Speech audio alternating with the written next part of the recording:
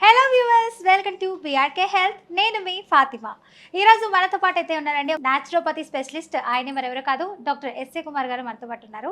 సార్తో మాట్లాడి పూర్తి వివరాలు తెలుసుకుందామండి. నమస్తే డాక్టర్ గారు. నమస్తే. ఎలా ఉన్నారు? గుడ్. డాక్టర్ గారు, ఇప్పుడు చూసుకున్నట్లయితే చాలా మందికి యూరిక్ యాసిడ్ వల్ల ప్రాబ్లమ్స్ వచ్చేస్తున్నాయి. అసలు ఎందుకు ఈ యూరిక్ యాసిడ్ వల్ల ప్రాబ్లమ్స్ వస్తాయి? అంటే ఒకవేళ యూరిక్ యాసిడ్ ఫామ్ అయిందంటే ఎలాంటి డిసీజెస్ వస్తాయి మనకి? దాని గురించి కొంచెం వివరించండి. యాక్చువల్లీ యూరిక్ యాసిడ్ మన బాడీలో ఫామ్ అవడానికి అతి ముఖ్యమైన రీజన్ అక్కడ ఏముందంటే మనకు ఆకలి లేనప్పుడు మనం తినడం.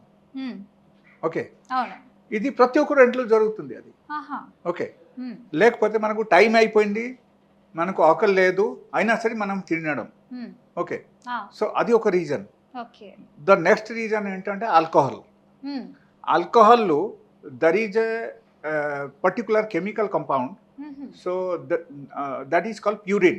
ఓకే, ఈ ప్యూరిన్ వల్ల ఏమవుతుందంటే ప్యూరిన్ నుంచి మనకు యూరిక్ యాసిడ్ పెరుగుతుంది అన్నమాట. That is number 2. నెంబర్ 3 మనం చూస్తే, if you are always using frozen water, otherwise frozen food, అంటే ఫ్రిడ్జ్లో ఉన్న ఐటమ్స్ కానీ ఫ్రిడ్జ్లో ఉన్న వాటర్స్ కానీ మీరు డైలీ బేసిస్లో తాగుతున్నారంటే దానివల్ల కూడా మీకు యూరిక్ యాసిడ్ పెరగడం అవకాశం ఉంది. Okay, because temperature imbalance takes place in the body, immediately uric acid develops. So ఎందుకంటే అక్కడ ఏమవుతుందంటే లైక్ ఫ్రిడ్జ్లో ఉన్న టెంపరేచర్ మన బాడీ టెంపరేచర్కు సెట్ కాదు, it's totally different. So miss match అవుతుంది. అక్కడ మిస్ మ్యాచ్ అయితే ఆటోమేటికలీ మన బాడీలో ఇంబాలన్స్ స్టార్ట్ అయిపోయి యూరిక్ యాసిడ్ డెవలప్ అవుతుంది. ఓకేనా? సో అందుకని ఏం చెప్తారంటే యూరిక్ యాసిడ్ ఉన్న వాళ్ళకు నేను చెప్పేది ఏంటంటే ఫ్రిడ్జ్ వాటర్ కంప్లీట్గా ఆపండి. ఫ్రిడ్జ్ వాటర్ ఆపేస్తే అక్కడ సగం మీ ప్రాబ్లమ్స్ మీరు తగ్గించినట్టే. అయితే ఇప్పుడు పాట్లో వాటరే తాగితే మంచిదంటారా? Yes, and apart from that, as I said, మనము ఆల్కహాల్ తీసుకుంటే ఆల్కహాల్ ఆపేయాలి. మటన్, చికెన్, ఫిష్, పోర్క్ ఇది అన్నీ కంప్లీట్గా మనం ఆపాలి. కంప్లీట్గా ఆపితేనే మాత్రం యూరిక్ యాసిడ్ మీకు నార్మల్గా తగ్గిపోతుంది. రెడ్ మీట్ తగ్గించేసేయాలంటారు. It is not question of red meet.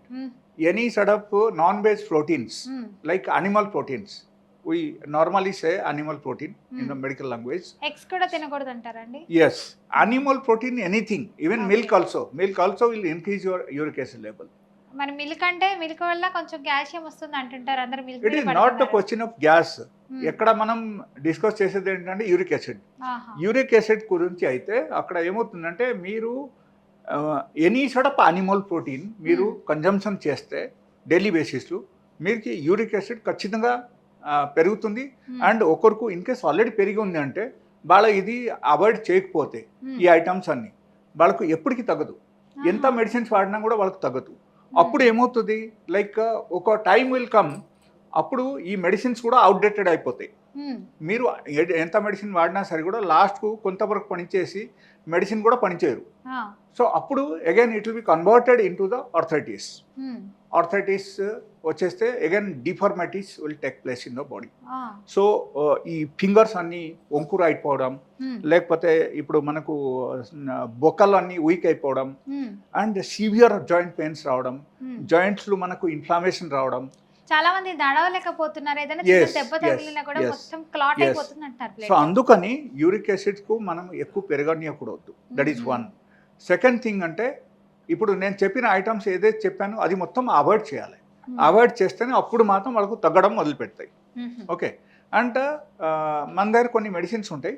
ఆ మెడిసిన్స్ వాళ్ళు వాడితే వాళ్ళకు చాలా ఫాస్ట్గా తగ్గడం స్టార్ట్ అయిపోతాయి. And it will B finish with in few days of time.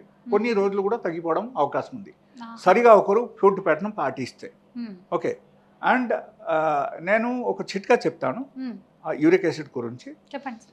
ఆ యూరిక్ యాసిడ్ ఎప్పుడైనా బాగా పెరిగి ఉంటే వాళ్ళ ఏం చేయాలంటే ఈ అజ్వైన్ ఉంటుంది కదా, అజ్వైన్,